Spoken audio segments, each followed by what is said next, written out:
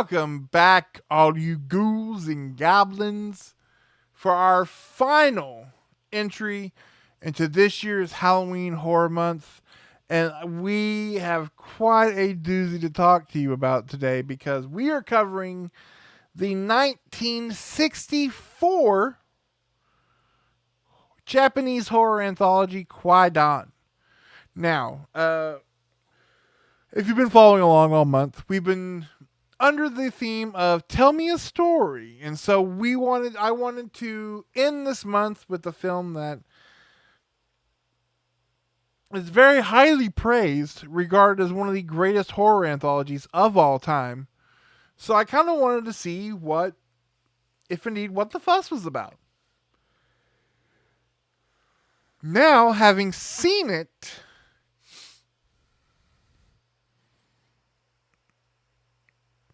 there's a case to be made. This is an absolute stunning, stunning piece of filmmaking. Um, I've never been one as a huge mark for J horror. You know, most of like the classic films from the early 2000s, you know, when they started being remade, I saw the American version, Ring, The Grudge, Pulse. I saw the American ones first. I did not get into Japanese horror. Now, having gotten into film, watching films, especially branching out, probably in my late teens, early 20s, into foreign films, really got into some of the Asian horror.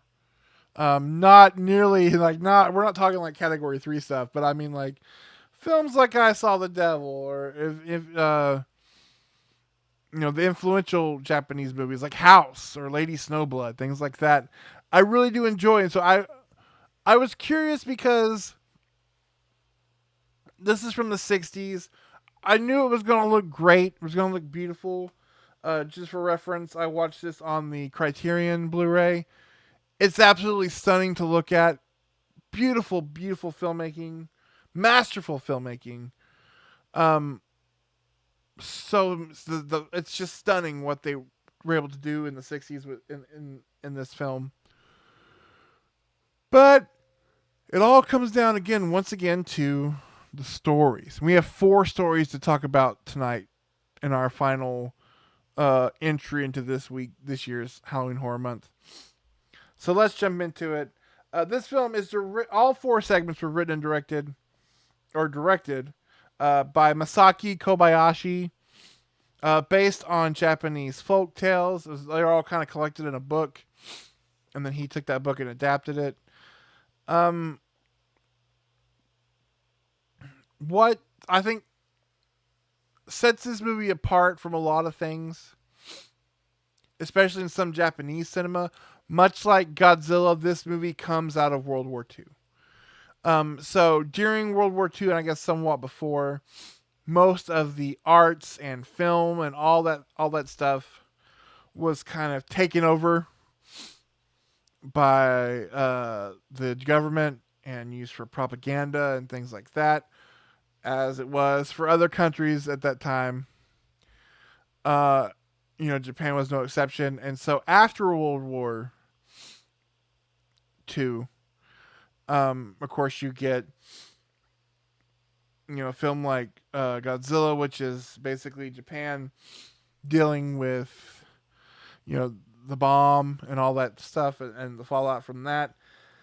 This was created in order, for what the director said, to reclaim the arts from the imperial government at the time, to reclaim it for the people. And so each of these stories are very old, very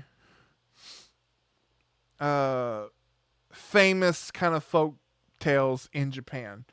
And the first and foremost is one called The Black Hair. That's our first story, The Black Hair.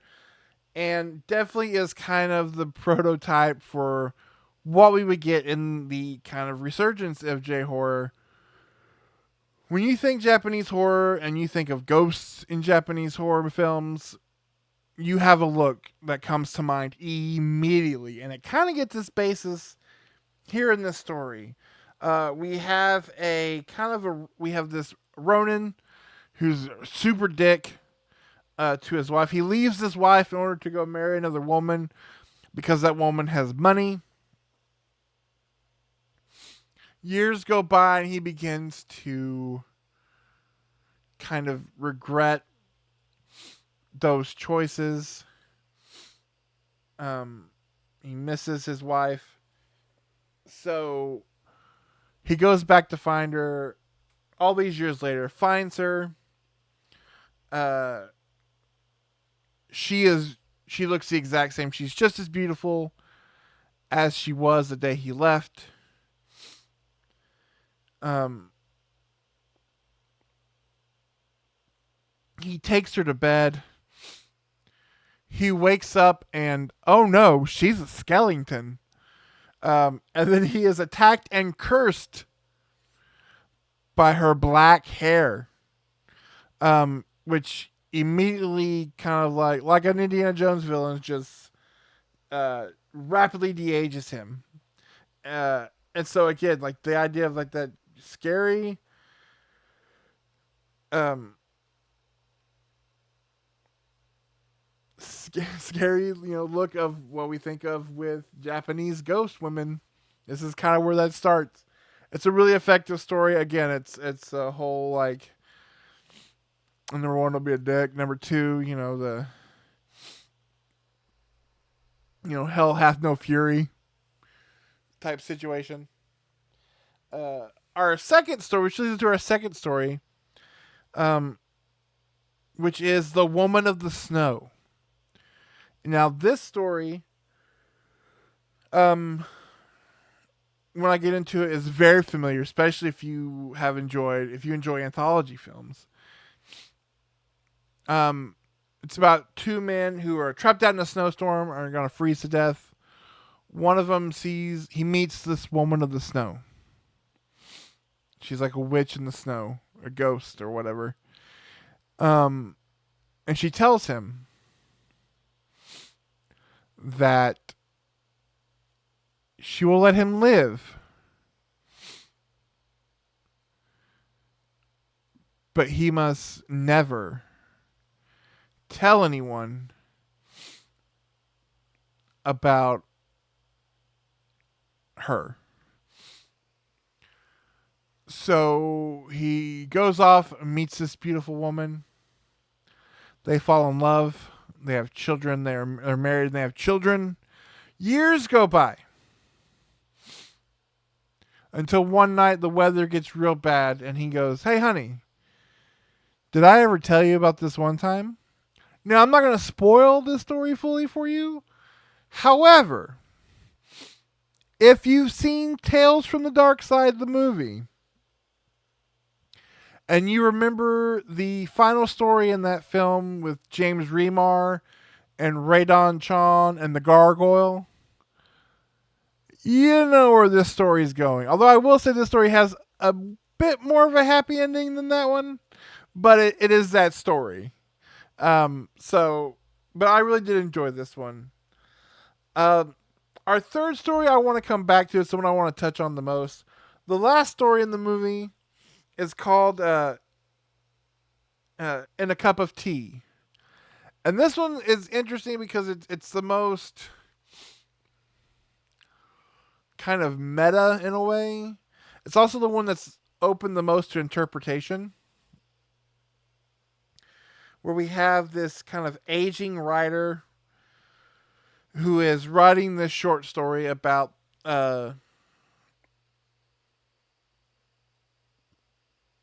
this aging samurai. And he keeps seeing this strange man in his cup of tea. Every time he goes to take a drink of tea, he sees this man's reflection in his tea. And, it starts to freak him out. And then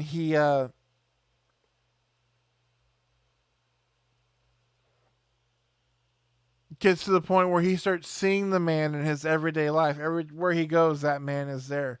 And so this samurai is basically driven insane by this man in his teacup. Um, and then when this story goes full like David Lynch, what are we doing? Um,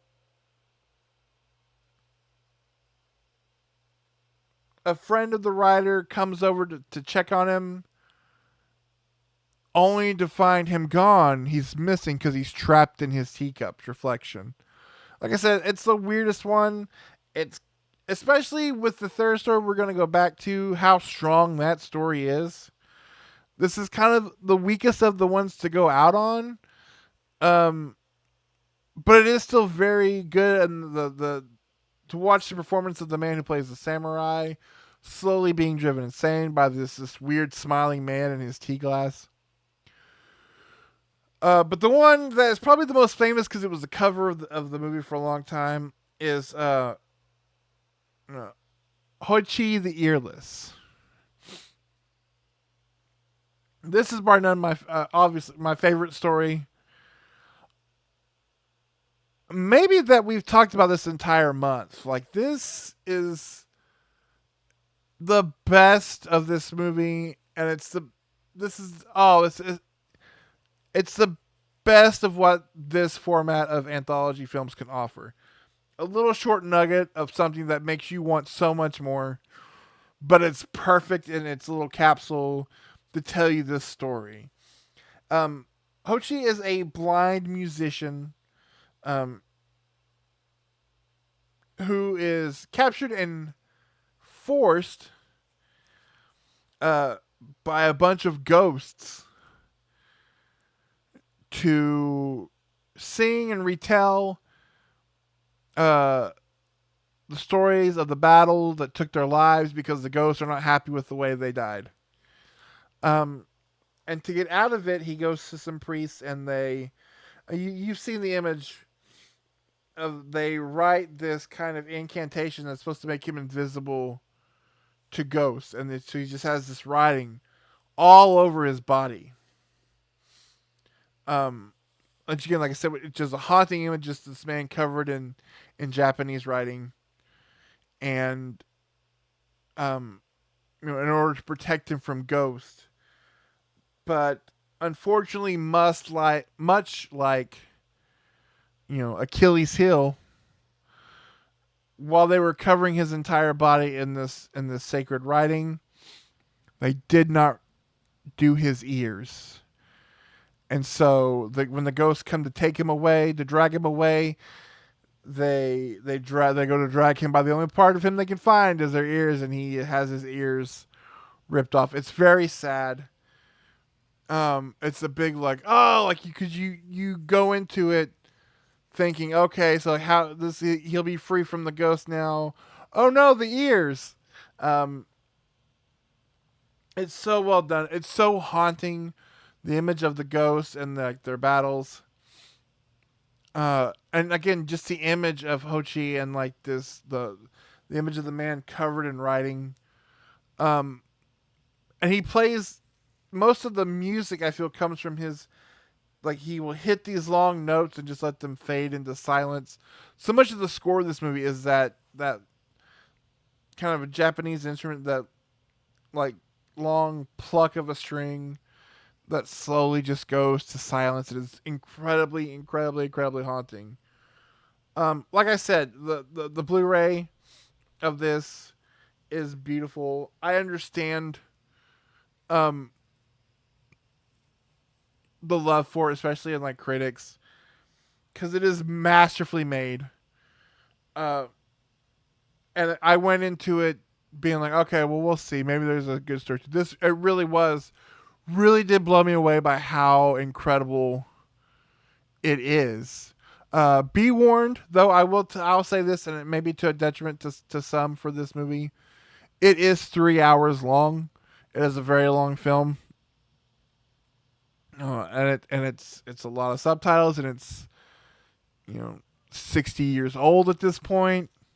So I could see a lot of you being turned off from it, but if you want to see kind of a great blueprint of what the best of this format of anthology films can be, and what may be, I will definitely say, is in the upper tier of this subgenre.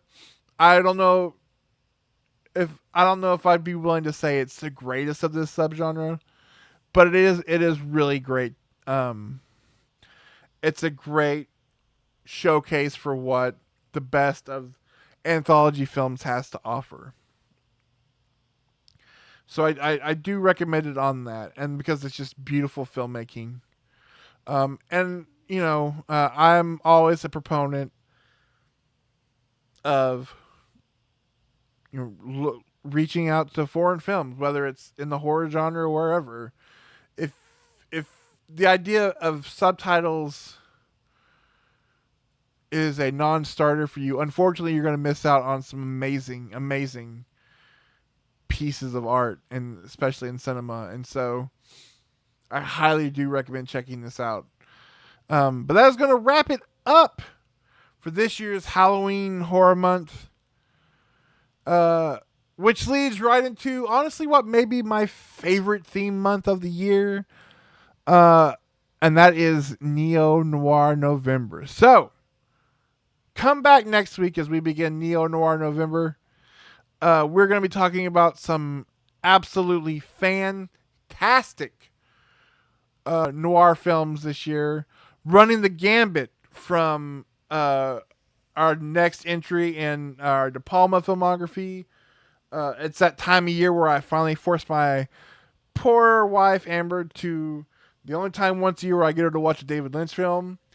This year we are covering the Roy Scheider film Last Embrace, as well as a 90s thought to be lost Nicolas Cage classic Red Rock West. Uh, and then the Brian De Palma film, which may be it's up there in both great filmmaking and total utter sleaze, Body Double, and then ending it with probably one of the most controversial of David Lynch films, Twin Peaks Fire Walk with Me. So there's your lineup. I hope you stuck around. You're going to get the lineup for what is coming in Neo Noir November. It's going to be fun. It's going to be pulpy. It's going to be sleazy. It's going to be the best time. Uh, it's my favorite theme month. So make sure you join me next week for, I believe we're going with Last Embrace. It's a movie I have not seen before. Just came out on Cinematograph, just released it. I'm super excited to dive into it. Roy Scheider, Paranoid Pot Boiler. Join us next week for that. And until then, kids, let your parents check your candy because we got to make sure it tastes good until we're sick. And then you can have what scraps are left. Hope you kids like Bita Honey. Bye. And happy Halloween.